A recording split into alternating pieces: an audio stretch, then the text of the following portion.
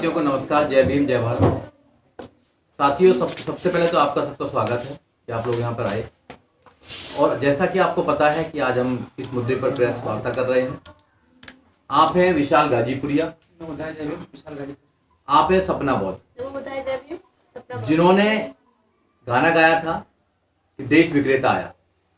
जब से वो गाना पूरे देश में क्या पूरे विश्व में चल रहा है, लोग लगातार धमकी दे रहे हैं, जान से मारने की धमकी दे रहे हैं।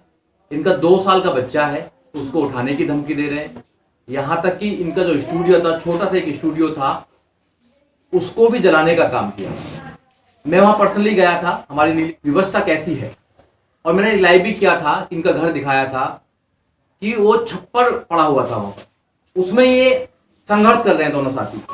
मिशनरी गायक हैं, गाने से अपनी बात को लोगों तक पहुंचाने का काम करते हैं।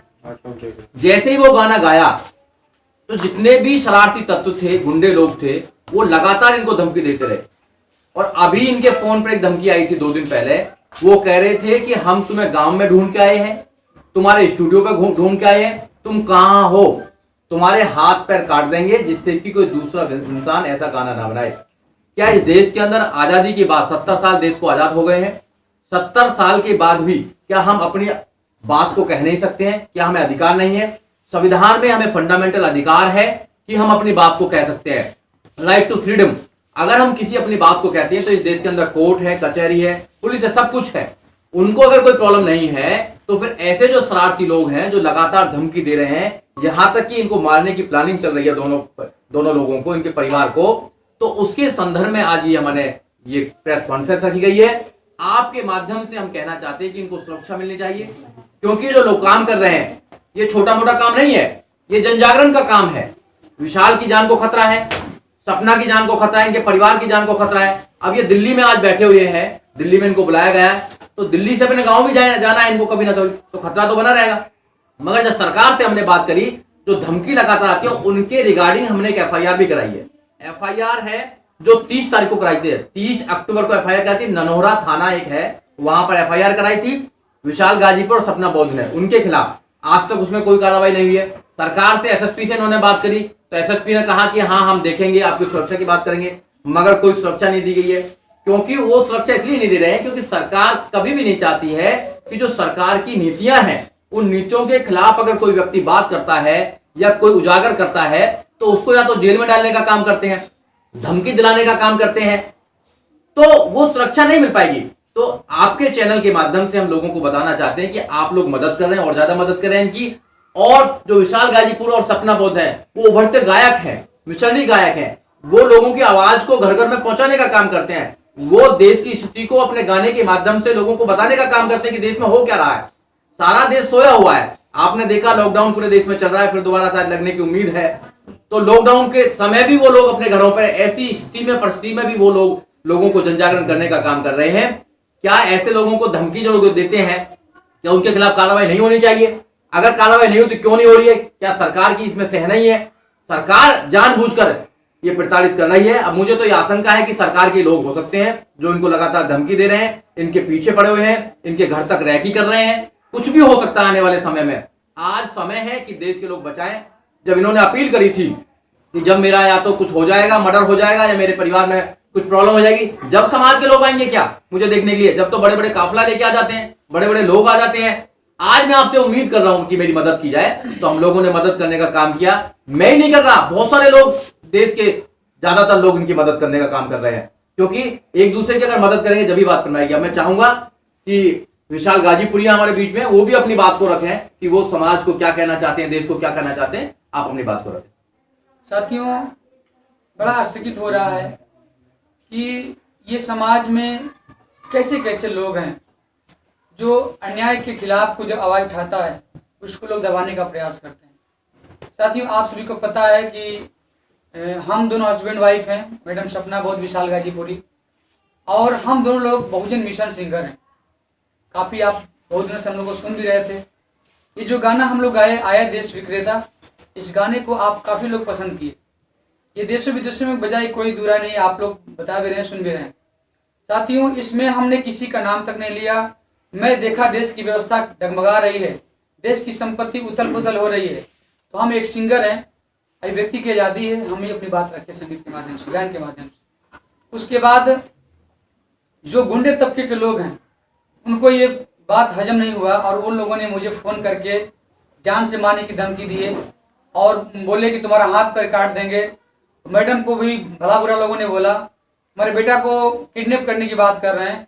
यहाँ तक कि हमने एक स्टूडियो खोला था, आप लोगों को पता भी है, जय भीम रिकॉर्डिंग स्टूडियो। मैं प्रोग्राम कर करके 1-1 रुपये इकट्ठा करके स्टूडियो डाला था अपने घर पे गाजीपुर में, उसको भी जलाने का काम किया। लेकिन फिर भी हम बाबा साहब के मंशज है। बाबा साहब ने हमारे लिए कितना संघर्ष किए, अपने 4 बच्चों कुर्बानी किए। उनकी जो पत्नी रमाबाई अम्बेडकर मात्र 35 साल की उम्र में दम तोड़ देती हैं, फिर भी अपने कदम को पीछे नहीं हटाते हैं। ऐसे महापुरुषों के हम वंशज हैं, ऐसे महापुरुष के हम लाल हैं साथियों। इसीलिए हमने कदम को पीछे नहीं हटाया। लेकिन फिर भी उन लोगों ने, गुंडे तबके के लोगों ने मुझे फिर फोन करके बोल रहे हैं कि अभी तो तुम्हारा जलाया गया स्टूडियो, अब तुमको जलाएंगे। हमने कहा कि भाई साहब मुझे मरने से डर नहीं है, आप मुझे मारो, लेकिन मैं बाबा साहब डॉक्टर अम्बेडकर का अनुयायी हूँ। मैं अपने कदम को आगे बढ़ा दिया तो पीछे नहीं कर सकता हूँ, चाहे इसके लिए मेरा भले मेरा सर जो है कि आप जो है कि कलम कर दो। उसके बाद लगातार हम लोग लगे रहे। तमाम वीडियो मैंने डाला यूट्यूब पे कि नहीं मेरे साथ ऐसे बात हो रही है, आप मुझे सुरक्षा मुहैया कराया जाए, मेरे समाज के लोग मेरे साथ हेल्प करें। उसके बाद हमने एक और बात रखी थी कि क्या मेरी हत्या जाएगी तब मेरे साथ लोग आएंगे, तब मेरा सुरक्षा मिलेगा, मुझे मेरे घर नजदीक करने आएंगे लोग। उसके बाद हमारे दिल्ली के नीली क्रांति के राष्ट्रीय अध्यक्ष परम श्रद्धेय एडवोकेट सुरजीत सम्राट सर हमारे घर पहुंचे। बोले कि विशाल जी मैं आपके घर आता हूं और मैं देखता हूं।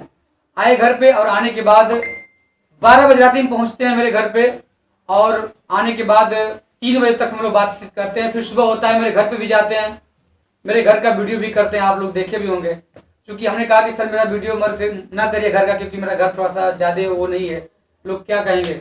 बोले कि विशाल जी आप टेंशन ना लीजिए, मुझे वीडियो करने दीजिए, क्योंकि समाज के लोगों को पता चले कि विशाल गाजीपुर सपना बहुत किस जगह से उठकर काम करते हैं, आप वीडियो करने दीजिए। हमने कहा सर कोई बात नहीं। सर ने वीडियो किया, आप लोग देखे भी होंगे। लेकिन हम लोग भी कसम खाए, मेरे माता पिता भी लोग कसम खाए हैं कि हम लोग झोपड़ी में रह करके रहेंगे, भूखे रहेंगे, लेकिन बड़े महापुरुषों की कारवा को मंजिल तक पहुंचाएंगे, क्योंकि हम लोग संघर्षी, हम लोग अम्बेडकरवादी और संघर्षों के आदी हैं।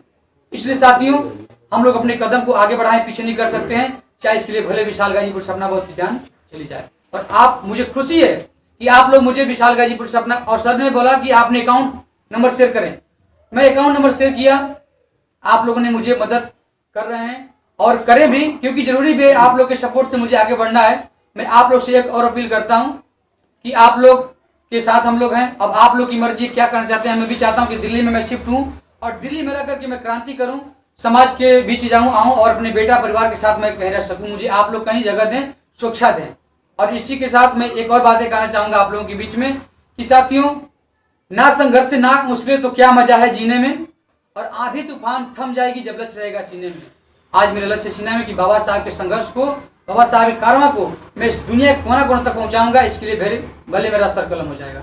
अब हम चाहेंगे कि सपना बोध भी है हमारे बीच में, वो भी अपनी बात रखेंगे, वो भी कुछ कहना चाहते हैं आपके माध्यम से। जी साथियों, आप सभी को नमो बुद्धाय, जय भीम। मिशन सिंगर सपना बोध जी, लगातार हम लोग को धमकियां मिलती जा रही, जैसे कि विशाल सर ने बताया कि हम लोग को जान से मारने की धमकी आ रही थी। बिल्कुल सही है, हमारे हस्बैंड को मारने की धमकी आ रही है, हमारे बच्चे को उठाने की धमकी आ रही है। तो मुझे कोई दिक्कत नहीं, क्योंकि हम बाबा साहब के औलाद हैं और हम तो शुरू से ही संघर्ष करते आए हैं। हमारा पूर्वज संघर्ष करता आए हैं, हम भी कर रहे हैं, कोई दिक्कत नहीं। लेकिन हाँ, आप लोगों से इतना कह देंगे, कहना चाह रहे हैं कि हम लोग गाना गा दिए हैं, हमारा जो काम था हम कर दिए हैं, बाकी आप लोग को जो काम करना है करिए, कोई दिक्कत नहीं। हमारा पूरा बहुजन समाज हमारे साथ है। साथियों, आपने इन दोनों की बात सुनी होगी कि जो गाना गाया था, आज भी वो अपनी बात पर अड़िग हैं। वो कह रहे हैं कि कुछ भी हो जाए, हमें जो सरकार की नीति है उनको बताना है, लोगों तक, लोगों को जगाना है, क्योंकि जब तक लोग नहीं जागेंगे कैसे जानेंगे कि सरकार क्या कर रही है। सरकार ने कितना कुछ खत्म कर दिया, आप जैसे जानते हैं। सरकार ने निजीकरण की तरफ लेकर गए हैं सरकार, और एजुकेशन को खत्म कर दिया है। कोरोना में आपने देखा होगा कि कैसी कैसी परिस्थिति आ रही है। तो आज लोग देश के अंदर भूखे मर रहे हैं।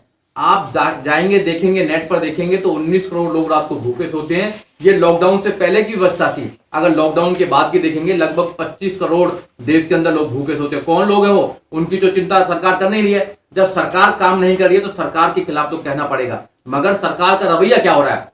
सरकार धीरे धीरे संविधान को खत्म कर रही है और जो संविधान के माध्यम से अपनी आवाज को उठाने का काम कर रहे हैं उनको दबाने का काम करती है, जेल में डालने का काम करती है, झूठी एफआईआर लगाने का काम करती है। तो साथियों की बात आपने सुनी। मैं दोनों साथियों से चाहूंगा कि एक जो इनका गाना नया भी आने वाला है कि कहां न्याय पाओगे बहुजन, उसकी 2 लाइन गाएं और 2 लाइन करके फिर उसको समाप्त करें।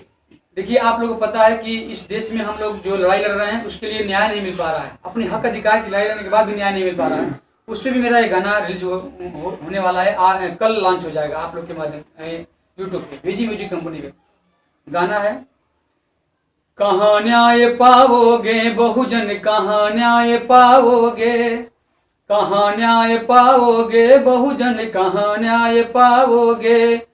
चारों तरफ है मनु के बच्चे, बन के न्याय के दाता बैठे, जहां जहां जाओगे।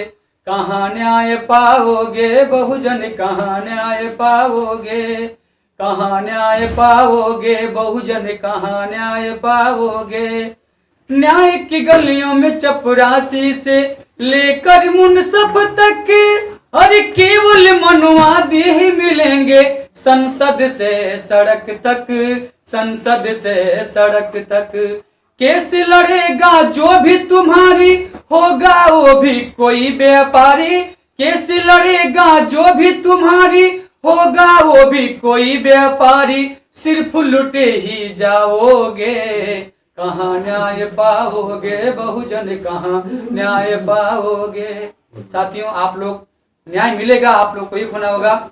और एक मैं बात छूट गया था, मैं आपको कहना चाहूंगा, इस बात को आप जरूर हाईलाइट करेंगे कि विशाल गाजीपुरी सपना बोध के साथ पूरे देश के लोग खड़े हैं। इस देश में जितने संगठन हैं सभी लोग मुझे सपोर्ट कर रहे हैं और करनी भी चाहिए। इस बात की मुझे बहुत खुशी है और आप लोगों ने साबित करके दिखा दिए कि विशाल गाजीपुरी सपना बोध अकेला नहीं है।